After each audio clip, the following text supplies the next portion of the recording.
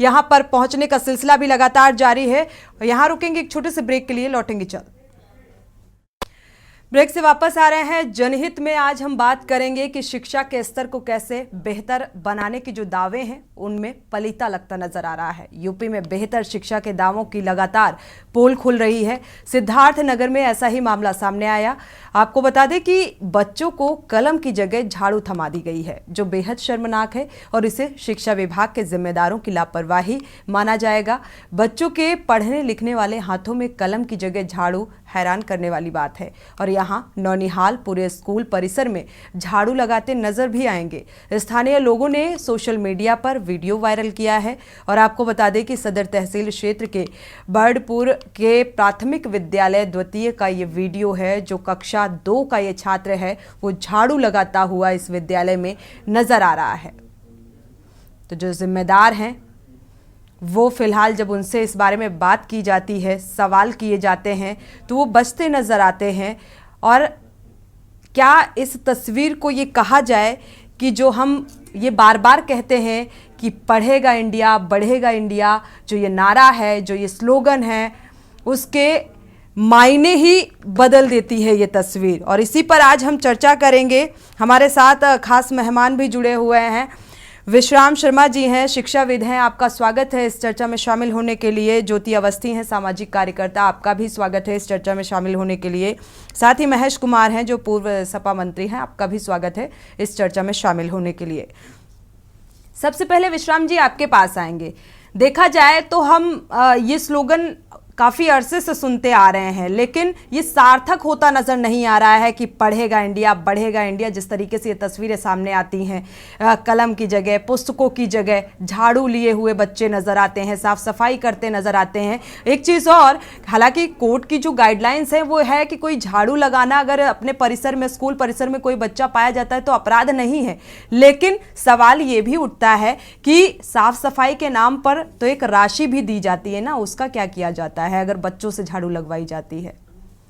विश्राम जी, बहुत बहुत धन्यवाद आप सभी का। देखिए, सरकार की मंशा तो बहुत अच्छी है।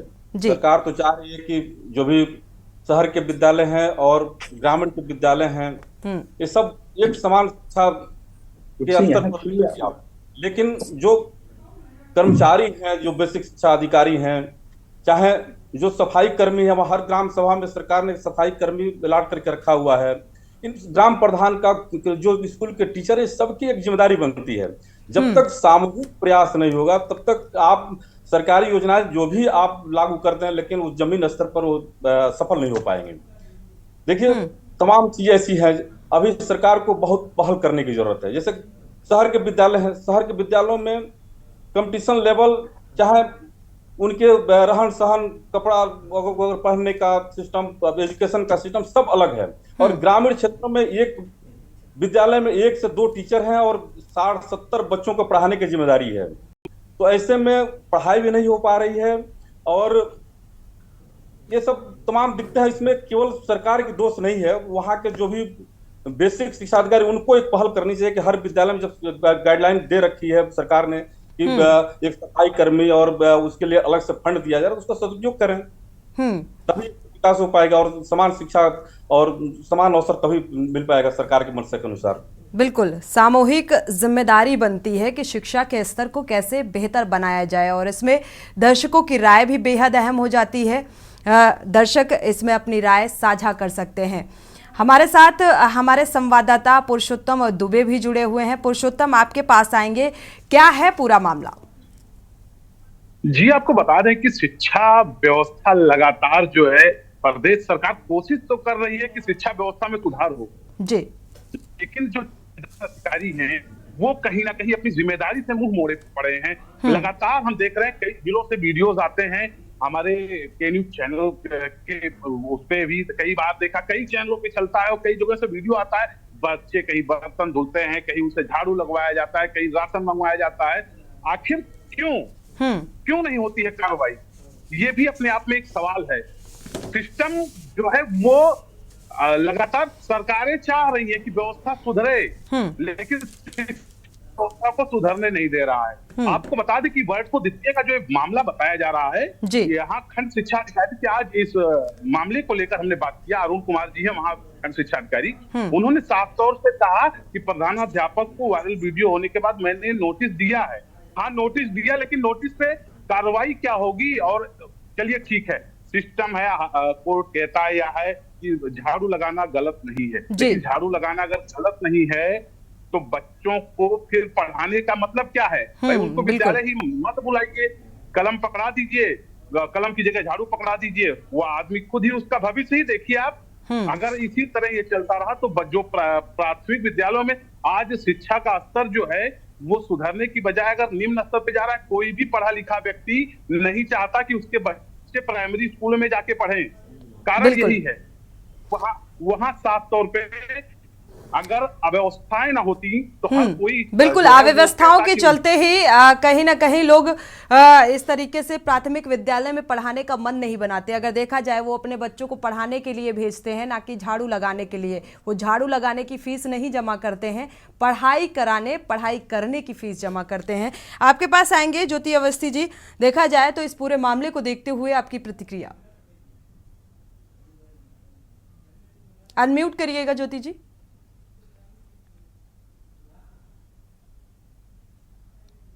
ज्योति जी अगर आप सुन पा रही हैं तो अनम्यूट करिएगा।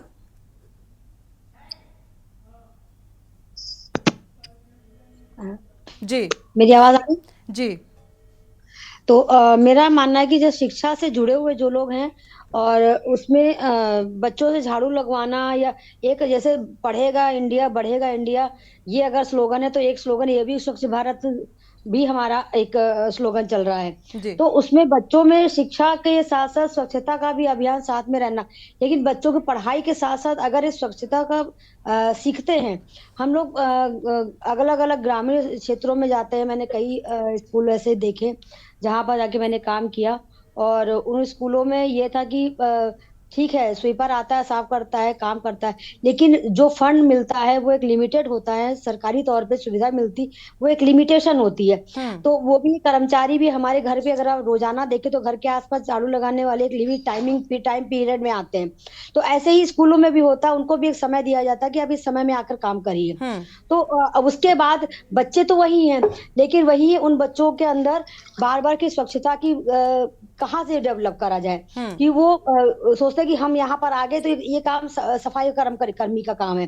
तो अगर कभी कभी हमेशा नहीं, अगर कभी कभी बच्चों में जैसे प्रधानमंत्री भी अगर झाड़ू सड़क पर लगाते हैं तो बच्चे भी अगर उस विद्यालय में जहाँ पर अपने जीवन के 12 साल बिता देते हैं, अपना घर का अगर हम 8 घंटे घर में बच्चा रहता है तो 8 घंटे स्कूल में रहता है। तो 7 से 8 घंटे बच्चा जहाँ बैठ के पढ़ रहा है तो वही पे परिवार के घर का हिस्सा जैसा मान लेते हैं। हम लोग सभी के स्कूलों की यादें होती हैं। तो उस नजरिए से अगर देखा जाए तो हमको घर को जैसे साफ रखते वैसे विद्यालय परिसर भी साफ होना चाहिए। तो अगर बच्चे मिलके कभी साफ करते, एक अभियान के तौर पर अगर साफ करा जाए तो ये कहीं से गलत एक अभियान के तौर पर, अवेयरनेस के तौर पर ये बात का जिक्र करना कि चलो साफ सफाई बेहद जरूरी होती है, हम घर में रहते हैं, घर की भी साफ सफाई करते हैं, तो उस लिहाज से अगर देखा जाए तो ये कभी कदार वाली तस्वीरें सामने आनी चाहिए। लेकिन ये अधिकतर देखा गया है स्कूलों में कि जो शिक्षिकाएं हैं, जो शिक्षक हैं, वो फोन में बात करते हुए मस्त नजर आते हैं। जो वहां पर पढ़ने वाले छात्र हैं वो झाड़ू लगाते तो कभी पानी पिलाते तो कभी पानी भरते नजर आते हैं। यहां रुकेंगे एक छोटे से ब्रेक के लिए। ब्रेक से जब वापस आएंगे तो हमारे दर्शक जुड़े हुए हैं, उनकी राय साझा करेंगे। ब्रेक से वापस आ रहे हैं, चर्चा को आगे बढ़ाएं उससे पहले दर्शक जुड़े हुए हैं उमेश जैन मेरठ से, उनकी राय साझा कर लेते हैं। स्वागत है आपका, अपनी राय साझा कीजिए उमेश जी। उमेश जी अगर आप सुन पा रहे हैं तो अपनी राय साझा कर सकते हैं। चलिए लगता है संपर्क टूट गया है। हाँ नमस्ते जी जी नमस्कार। हाँ मैं ये कहना चाह रहा था कि हमारे प्रदेश में जी हाँ मैं ये कहना चाह रहा था मैडम जी, ये हमारे उत्तर प्रदेश में हाँ मैं ये कहना चाह रहा था कि हमारे उत्तर प्रदेश में सरकारी सिस्टम बिल्कुल फेल हो चुका है। और यहाँ पर कोई भी डिपार्टमेंट में ईमानदारी से काम नहीं हो रहा है। सब जगह भ्रष्टाचार फैला हुआ है, बिना पैसे के कोई काम नहीं होता है। बच्चों से झाड़ू लगवा रही है और एजुकेशन डिपार्टमेंट से लेकर बिल्कुल। अगर देखा जाए उमेश जी, आपकी बात से इत्तेफाक रखते हैं और सहमत भी हैं कि जो सरकारी तंत्र है, जो सिस्टम है, वो पूरी तरीके से ध्वस्त हो चुका है। एक दर्शक और चेन्नई से जुड़े हुए हैं, प्रेम जी, स्वागत है आपका, अपनी राय साझा कर सकते हैं। नमस्कार मैम जी नमस्कार मैम, मैं बोल रहा हूँ सरकारी स्कूल आप बात कह रहे हैं, उनको बच्चों को बैठने की जगह नहीं होती है, टूटे फूटे कमरे पड़े रहते हैं, टूटी फूटी बेंचें पड़ी रहती है। आप बोलते हैं कि सरकारी कर्मचारी तो नियुक्त है, सरकारी आदमी नियुक्त, मास्टर ही नियुक्त नहीं है, कर्मचारी कहाँ से नियुक्त है? ये छोटे छोटे ननिहाल को नॉलेज है कि उनके घर में जो कच्चे घरों में वो रहते हैं, वहाँ वो साफ सफाई करके बैठते हैं और सोते हैं। तो वो जब स्कूल जाते हैं तो उनको एक आदत पड़ी है, तो उनका टीचर बोले या न बोले वो खुद भी साफ करते हैं। ऐसी कोई बात नहीं है कि इन नौनियालों को पैन ही पकड़ा दिया जाएगा तो ये उन्नति करेंगे। जिनको पैन पकड़ाया गया उनको तो नौकरी अभी तक नहीं है। ये नौनियाल क्या है? लेकिन हम शिक्षा का स्तर बेहतर करने की जो बात सुनते आ रहे हैं, तो जब स्कूलों की ही व्यवस्थाएं अव्यवस्थाओं में परिवर्तित होंगी तो कैसे शिक्षा का स्तर बेहतर होगा? जहां पर हम बैठकर इस शिक्षा के मंदिर में शिक्षा लेने के लिए जा रहे हैं, तो वहां पर कैसे हम उम्मीद कर सकते हैं एक बेहतर भविष्य की? शुक्रिया राय साझा करने के लिए। दर्शकों की राय बेहद अहम होती है। आपके पास आएंगे महेश कुमार जी। अगर देखा जाए तो जो तस्वीरें निकलकर सामने आती हैं और साथ ही जो दर्शक हमारे साथ जुड़े थे, उनकी राय को देखते हुए उनका कहना है जो सरकारी तंत्र है, जो सिस्टम है, वो पूरी तरीके से ध्वस्त हो चुका है। क्या ये मान लिया जाए? आपके माननीय सम्मानित दर्शकों को मेरा नमस्कार। पहले तो ये जो आपने स्लाइड मेरे नीचे लिख रखी है पूर्व मंत्री, क्षमा करिएगा, मैं मंत्री नहीं रहा हूँ, मैं पदाधिकारी रहा हूँ। ठीक है जी। आज उत्तर प्रदेश करेक्शन करिएगा जी, उत्तर प्रदेश में शिक्षा का स्तर जिस तरह से गिरता जा रहा है, ना केवल प्राइमरी स्कूल बल्कि बहुत सारे आप मिडिल स्कूलों में जाएंगे तो वहां शिक्षकों की अनुपस्थिति। मैं आपको बताऊं सोनी जी, अभी मैं उन्नाव में एक स्कूल में मैं निकल रहा था, मैंने देखा वहां 3 शिक्षक नियुक्त हैं, लेकिन एक पूरा स्कूल को चला रही थी मैडम जी। मैं जाकर के उनसे पूछा कि आखिर आप अकेले क्यों हैं, तो बाकी 2 लोग नहीं आए, लेकिन अटेंडेंस लगी रही होती है जी। तो दिक्कत ये है कि ये जो व्यवस्था है, जो आप देखें जुआर की व्यवस्था, तो जब ऐसे रहेंगे तो वहां पर जो भी सफाई कर्मी है वो भी इसी तरह से होगा, वो भी जुआर से आता होगा, नहीं आता होगा। मेरा मानना ऐसा है कि शिक्षा के स्तर को सुधार करने के लिए अब जो लोग सहानुभूति पूर्वक कह रहे हैं कि बच्चे सफाई करते हैं तो उसमें क्या बुराई है, मेरा मानना है कि अगर ऐसे बच्चों को उनके खुद के बच्चे हों तो उन्हें समझ में आएगा। बच्चे स्कूल जाते हैं शिक्षा ग्रहण करने के लिए, पढ़ने के लिए, और अगर शिक्षा के स्थान पर बाकी साफ सफाई बच्चों से कराई जाएगी तो निश्चित रूप से ये जो बच्चे घर में काम नहीं करते, साफ सफाई की बात नहीं करते, उनके गार्जियन उनको निश्चित रूप से पढ़ने के लिए भेजते हैं, अगर वो इन कामों में लगा दिए जाएंगे तो उनका भविष्य अंधकारमय हो जाएगा। और मेरा मानना है कि इस पर सरकार को भी ध्यान देना चाहिए। ये पहली बार नहीं है, इसके पहले भी बहुत सारी बारी आप लोगों ने चैनलों पर उठाया है, लेकिन इसका कोई सुधार नहीं हुआ। जो भी स्थिति है, जैसी भी स्थिति है, इस पर सुधार होना चाहिए। बच्चों से ये सफाई वाला कार्य नहीं लिया जाना चाहिए। जो टीचर ऐसे करते हैं वो खुद क्यों नहीं कर लेते? अगर बच्चों से कराने की बात है तो वो खुद क्यों नहीं कर लेते? कहीं कोई ऐसा नहीं मिलेगा आपको जो खुद, कहीं आपको टीचर झाड़ू लगाता हुआ नहीं मिलेगा। बिल्कुल, टीचर तो अक्सर फोन में बात करते हुए दिख जाएंगे, गप्पे लड़ाते हुए दिख जाएंगे, ऐसी तस्वीरें हमने देखी है, इसलिए इस बात का जिक्र कर रहे हैं। एक दर्शक जुड़े हुए हैं महेश जी, उनकी राय साझा कर लेते हैं। पहले गिरीश जी कानपुर से जुड़े हुए हैं, स्वागत है आपका, अपनी राय साझा कीजिए। ये मैं ये कहना चाहता हूँ कि बच्चे जो झाड़ू लगा रहे हैं ये निहायत शर्मनाक और गलत है, क्योंकि नहा धो के बच्चे पढ़ने आते हैं फिर वो धूल दूसरित हो जाते हैं झाड़ू लगाने पे। हमारा सरकार से अनुरोध है कि सभी ग्राम प्रधानों को आदेश जारी करें कि मनरेगा से वो स्कूलों की सफाई की व्यवस्था करें, और हेल्थ डिपार्टमेंट को आदेश करें कि वो यहाँ पर एंटी लार्वा वगैरह छिड़काएं स्कूलों में, जिससे मलेरिया का शिकार न हो बच्चे, और समय समय पर बच्चों का स्वास्थ्य परीक्षण भी स्कूल में होना चाहिए। ये स्वास्थ्य विभाग से करवाएं। ये 2 सुविधाएं अवश्य दें, और ये जो खाने की व्यवस्था करवाते हैं ये भले ही बंद करा दें, लेकिन सफाई और स्वास्थ्य वो भी पूरी तरह से उनको नहीं मिल पा रहा है, उसमें भी पलीता लगता नजर आ रहा है। शुक्रिया गिरीश जी, बहुत अहम बात कही है आपने, शुक्रिया राय साझा करने के लिए। देखा जाए जनार्दन जी आपके पास आएंगे, अगर देखा जाए ये जो तस्वीर निकलकर सामने आ रही है और साथ ही जो दर्शकों की राय निकलकर सामने आ रही है, वाकई ये कई सवाल खड़ा करती है कि हम एक तरफ तो बात तो करते हैं कि हम बहुत अच्छा एक शिक्षा एक नीति की बात करते हैं, हम स्लोगन अच्छे अच्छे दे देते हैं, सुनने में भी अच्छा लगता है, पढ़ने में भी अच्छा लगता है, लेकिन उस पर कैसे अमल किया जाए ये बड़ा सवाल है। ऐसा होता नजर नहीं आ रहा है। देखिए सोनी जी, सरकार जो है अपने नियम कानून बनाती है और निश्चित रूप से ये व्यवस्था इसलिए की जाती है क्योंकि शिक्षा का स्तर सुधर सके, जिससे समाज भी एक उत्थान की तरफ बढ़े।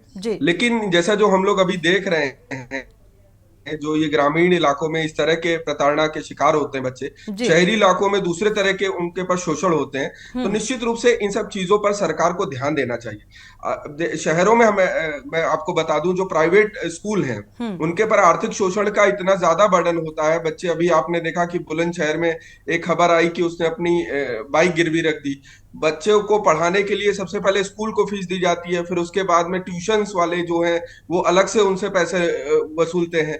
तो मुझे लगता है कि ये जो शिक्षा है, जिसको एक सर्विस कहते हैं, जो एक सेवा है, उसको पूरा व्यापार बना दिया गया है। और दूसरी चीज, जो सरकार का जो एक एक प्रयास है कि जो मुफ्त शिक्षा मिल सके कम से कम प्राथमिक और 12वीं तक के बच्चों को, उस प्रयास में भी पलीता लगाया जाता है सरकारी जो कर्मचारी उनके द्वारा।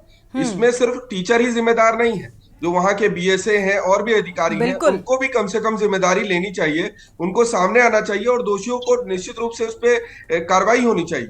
होता यह है कि एक दो ऐसे वीडियो आते हैं जिसपे चर्चा बनती है और फिर उसके बाद भूल जाया जाता है।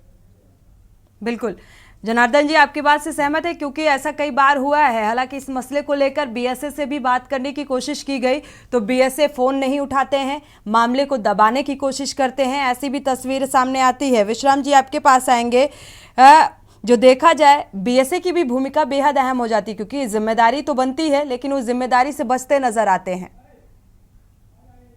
जी जी, जो भी जिले के बेसिक शिक्षा अधिकारी जो होता है उसकी पूरी जिम्मेदारी उसी की बनती है। और सरकार की मंशा तो सही है, सरकार की मंशा में कोई दिक्कत नहीं है, लेकिन जिम्मेदारी बीएसए अगर उठावे, हर विद्यालयों का निरीक्षण करें और प्रधान को बुला करके, और चाहे वहां के क्षेत्र पंचायत जो ग्राम पंचायत अधिकारी होता है उसको बुला करके, जब हर ग्राम सभा में एक सफाई कर्मी दी गई है, सरकार की तरफ से उसका वेतन दिया जाता है और मनरेगा में उसका प्रावधान है, तो उस पर उसका अमल करके उनको जागरूक करके वहां के जो भी प्रिंसिपल है उनको बुला करके और एक महीनों में एक बार वो मीटिंग लेते रहे कि ऐसे सुधार नहीं हो। चूंकि अभी दिक्कतें भी हैं, जैसे 1,13,249 विद्यालय है उत्तर प्रदेश में, इसमें से मात्र 3,99,273 टीचर हैं। अब एक विद्यालय पर 3 टीचर हैं। समस्या जो शहर के बगल के जो गांव हैं, तो वहाँ आप जो भी टीचर होते हैं सोचते हैं कि हम शहर के बगल में रह जाएं, तो जो सुदूर क्षेत्र है वहां पे टीचर एक या बिल्कुल टीचर नहीं होता, उससे काम चलाना पड़ता है। और लेकिन हम उस समस्या पे नहीं आ रहे हैं, उस समस्या पे हम आगे बात करेंगे, क्योंकि आपके पास महेंद्र जी आएंगे वापस। अगर देखा जाए तो समस्या यहाँ पर टीचर्स की वैकेंसी को लेकर या उनकी नौकरी को लेकर और नियुक्तियां होनी चाहिए, वो मुद्दा नहीं है। मुद्दा यहाँ पर ये है कि टीचर्स तो हैं, लेकिन टीचर छात्रों से काम कैसे करवा सकते हैं? भाई पेरेंट्स इसलिए नहीं भेजते हैं स्कूल में। जी महेंद्र जी, आप कुछ कहना चाह रहे थे।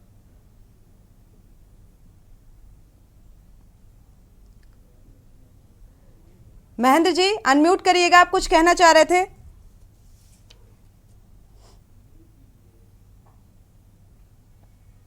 जी सोनी जी, बहुत बहुत बधाई हो, धन्यवाद आपको दिल की गहराई से, आपने आमंत्रित किया और एक ऐसे बहुत अच्छे मुद्दे पे आपने जो ये छेड़ा है जी, ये इससे जो है देश के बच्चों का भविष्य बनता है और हमारे देश की सेवा में जाते हैं, फाइटर प्लेन चलाते हैं, गन चलाते हैं, हमारी देश की रक्षा करते हैं, जिससे आज हम लोग सुरक्षित हैं।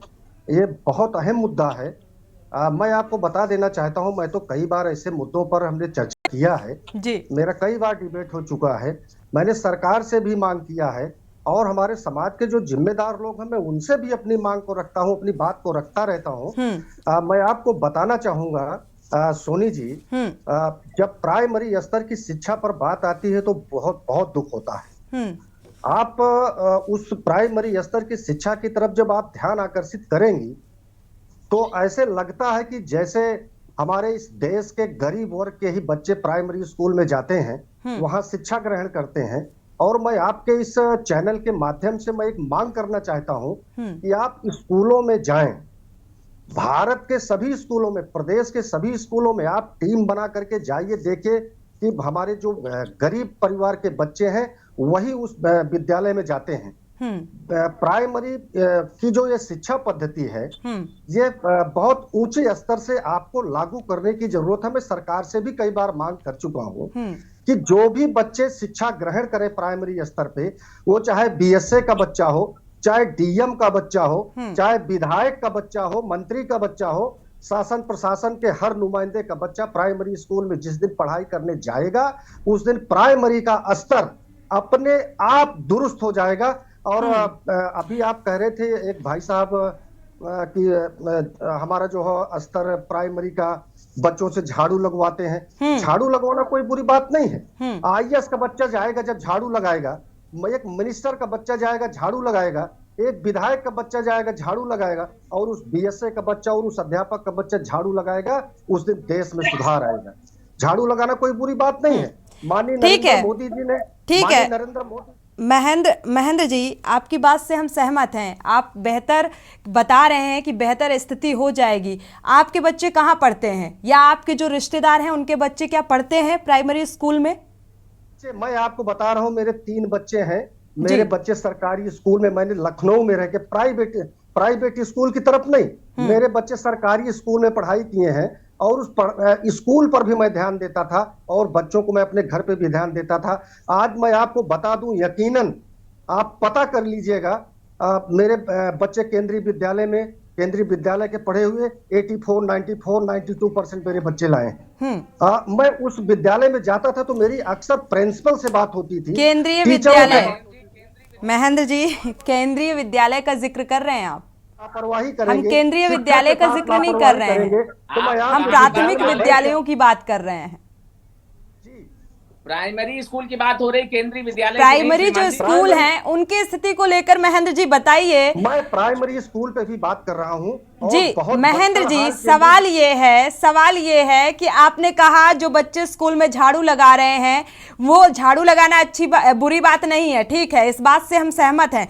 कोर्ट की भी गाइडलाइंस है कि अगर साफ सफाई करता है कोई छात्र तो कोई गलत बात नहीं है, या कोई भी अनुशासन नहीं है इसमें कि ये गलत व्यवहार है या गलत हैबिट है। लेकिन सवाल ये उठता है कि भाई अगर हम अपने बच्चे को स्कूल में पढ़ने के लिए भेजते हैं और ऐसी तस्वीरें बार बार सामने आती हैं, और पैसा भी उस बात का दिया जाता है स्कूल प्रशासन को, तो वो पैसा कहाँ जाता है? जो पैसे का बंदरबाट होता है, तो आखिर वो सफाई कर्मी क्यों नहीं नजर आते हैं? इसका जवाब लेंगे आपसे। फिलहाल यहां रुकेंगे एक ब्रेक के लिए। ब्रेक से जब वापस आएंगे तो चर्चा को आगे बढ़ाएंगे। ब्रेक से वापस आ रहे हैं, चर्चा को आगे बढ़ाएं। उससे पहले एक दर्शक जुड़ चुके हैं, विनोद यादव, उनकी राय साझा कर लेते हैं, इसके बाद चर्चा को आगे बढ़ाएंगे। स्वागत है आपका, अपनी राय साझा कीजिए विनोद। विनोद जी, अपनी राय साझा कर सकते हैं। मैं गिरीश शुक्ला बोल रहा हूँ जी।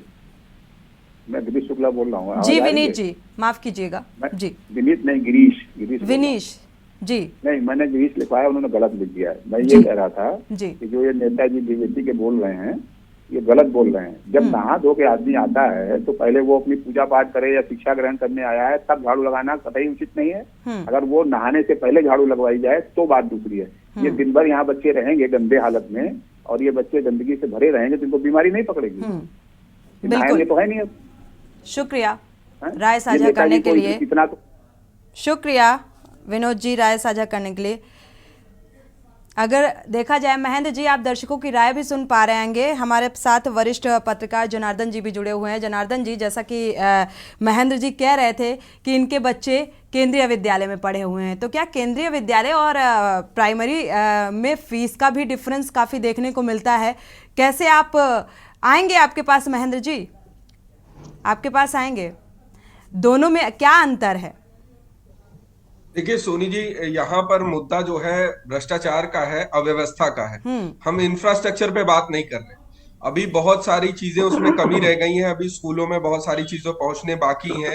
अभी उस स्तर पे हम लोग नहीं पहुंच पाए जहां पर हम कहें कि सबसे उत्तम व्यवस्था दे सकते हैं। लेकिन जो भ्रष्टाचार, जो व्यवस्था अभी भी हमारे पास है, उसमें जो भ्रष्टाचार है वो बहुत बड़ा संज्ञेय, एक तरीके से मुझे लगता है अपराध की तरह है। क्योंकि आप एक सेवा के नाम पर आप कहते हो कि हमें शिक्षित बनाना है समाज को उत्थान करना है, उसको उसके विकास की तरफ बढ़ाना है। लेकिन साथ ही में जो प्राइवेट स्कूल की बात करें तो वो आप धनुगाही का सेंटर बना के बैठा हुआ है। और जो अगर आप गवर्नमेंट इंस्टीट्यूशन की बात करें तो वहां पर जो सरकारी कर्मचारी हैं उनको लगता है कि बिल्कुल मतलब उनकी जिम्मेदारी बिल्कुल नहीं बनती। जो शिक्षक हैं, जो उनके अधिकारी गण हैं, उनको लगता है कि बस जो उनकी खाना पूर्ति, जो मुझे लगता है सिग्नेचर बैठाने की जो जिम्मेदारी है, उसके अलावा कोई भी चीज नहीं है। सोनी जी, यहाँ पर एक चीज और जोड़ना चाहूंगा। चूंकि इन जो अधिकारी लोग हैं और जो शिक्षक है उनके पास बहुत सारा एक खाली टाइम रहता है, तो इनकी जो नेतागिरी है, जो इनका जो संगठन बन जाता है वो भी बहुत मजबूत है। वो चारों तरफ अगर कोई बात आप इनके खिलाफ उठाते हैं तो सरकार पर दबाव बनाकर अपने पक्ष में ये चीजों को कराने में बड़े सक्षम होते हैं। आपने स्वयं कहा कि अगर कोई चीज होती है तो बीएसए जो है मामला टालता है। बिल्कुल। उनके जो संगठन है वो जिम्मेदारी ले लेते हैं, तुम्हें कुछ होगा नहीं, तुम परेशान मत होना है। तो बिल्कुल। ये व्यवस्थाएं जो हैं ये बदलेंगी नहीं, और सरकार पर पूरा दोष देना ये भी गलत है। और जैसा महेंद्र जी एक बात कही, इनमें मैं जरूर उनकी बात को सराहना करूंगा कि जो लोकल हैं, जो हम लोग के पास जब भी टाइम मिले तो हमें आसपास के स्कूलों को विजिट करना चाहिए। हमें बिल्कुल देखना चाहिए क्या कुछ अव्यवस्थाएं हैं और क्या कुछ व्यवस्थाएं हैं, तभी उनको ठीक किया जा सकता है। एक दर्शक जुड़े हुए हैं विनीत उन्नाव से, उनकी राय साझा कर लेते हैं, इसके बाद चर्चा को आगे बढ़ाएंगे। विनीत जी, स्वागत है आपका, अपनी राय साझा कर सकते हैं। विनीत जी, अगर आप सुन पा रहे हैं तो अपनी राय साझा कर सकते हैं।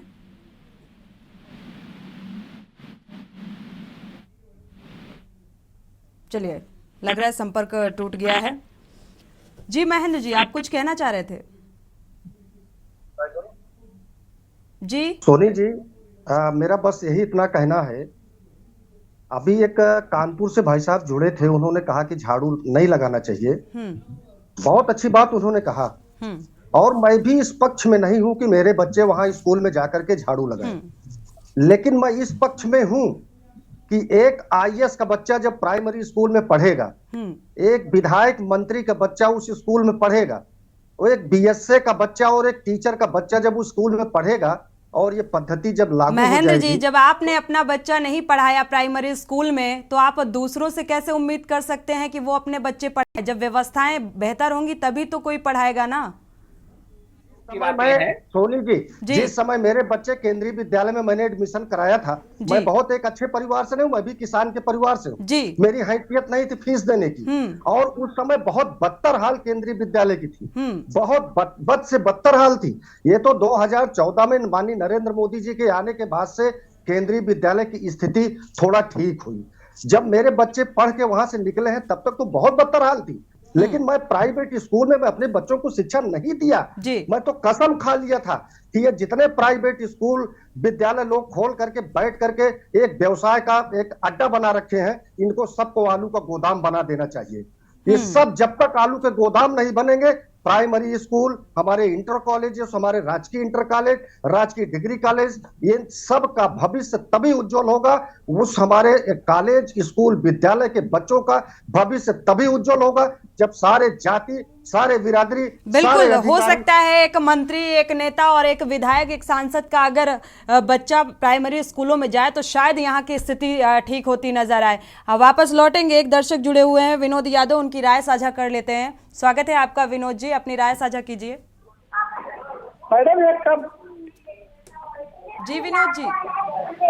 मैडम ये बोल रहा हूँ मैं, कब तक सिस्टम सुधरेगा? ये जितने लोग आपके पैनल पे बैठे हुए हैं, कई पीढ़ियों से इनके बच्चे प्राइमरी में नहीं पढ़े होंगे, तो इनको कहाँ से पता चलेगा कि प्राइमरी स्कूल में क्या व्यवस्था होनी चाहिए, नहीं होनी चाहिए? इनसे क्या लेना देना है?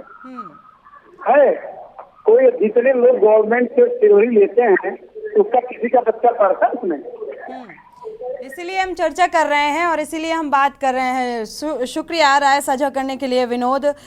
देखा जाए, आपके पास आएंगे महेश जी, अगर देखा जाए प्राथमिक विद्यालयों की स्थिति सुधारने के नाम पर हम बैग बांटते हैं, पुस्तकें बांटते हैं, लेकिन कलम की जगह, किताबों की जगह झाड़ू पकड़ा दी जाती है।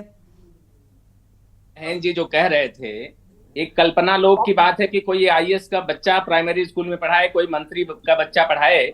आज प्राइमरी स्कूल में जाइए तो वही बच्चे जाते हैं जो आर्थिक रूप से सक्षम नहीं है। सरकारें इतना अनुदान देती हैं, किताब देती हैं, झोला देती हैं, स्वेटर देती हैं, जूता मोजा सब मिलता है, लेकिन फिर भी प्राइमरी स्कूल की स्थिति इसलिए खराब है कि वहां की जो व्यवस्था है टीचर्स की, टीचर्स प्राइमरी स्कूल में इसलिए जाता है उसे काम नहीं करना पड़ेगा। मैं आपको 100 विद्यालय में जाएंगे, आप तो 100% बता रहे हैं आपको, टीचरों की ये स्थिति है कि वो ये इसलिए स्कूल जाते हैं प्राइमरी स्कूल में कि फ्री का 40 से 45 हजार सैलरी मिलेगी और काम कुछ नहीं करना पड़ेगा। बिल्कुल, वो 9 बजे का स्कूल है, 8 बजे का स्कूल देखा जाए तो ये बात सच भी है, क्योंकि जब ऐसी तस्वीर सामने आए तो ये बात सच साबित होती है। समय की कमी है जनार्दन जी, इसलिए हम चर्चा को आगे नहीं बढ़ा सकते। आप सभी मेहमानों का इस चर्चा में शामिल होने के लिए बहुत बहुत शुक्रिया। सवाल उठना लाजमी हो जाता है कि पढ़ेगा इंडिया तभी बढ़ेगा इंडिया, जो ये स्लोगन है, ये अमल में कैसे आएगा जब इस तरीके से कलम की जगह झाड़ू पकड़ा दी जाएगी। इसी के साथ जनहित में फिलहाल बस इतना ही।